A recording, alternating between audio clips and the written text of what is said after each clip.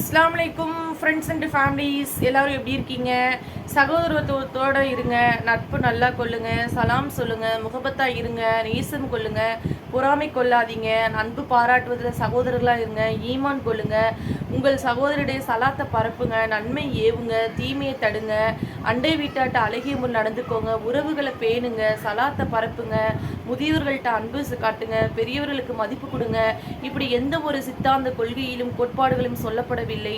ஆனால் இந்த இஸ்லாமுடைய மார்க்கத்திலோ ஒரு மனிதன் எவ்வாறு வாழணும், எவ்வாறு நடக்கணும், எவ்வாறு நடந்து கொள்ள வேண்டும் தான் இந்த இஸ்லாமுடைய மார்க்கம் நம்மளுக்கு சொல்லிக் கொடுக்குது. வகுவல் பாத்தில் இன்ன பாத்திலக்கான ஜக்கூக்கா, உண்மை வந்து விட்டது, போய் அழிஞ்சு விட்டது, போய் அழியக்கூடியதாகவே இருக்கிறேன்னு சொல்லிட்டு அல்லாஹு ரப்புல் ஆலமீன் இந்த திருமறை குர்ஆனில் கூறியுள்ளான். நம்ம அழகான மார்க்கத்தில் இருக்கோம். இந்த மார்க்கம் கிடைச்சதுக்கு நம்ம அல்லாஹ்விடத்தில் அதிகமாக நன்றி செலுத்தக்கூடியவர்களாக இருக்க வேண்டும் இன்ஷா அல்லாஹ். அஸ்ஸலாமு அலைக்கும் வரஹ்மத்துல்லாஹி வபரகாத்துஹு.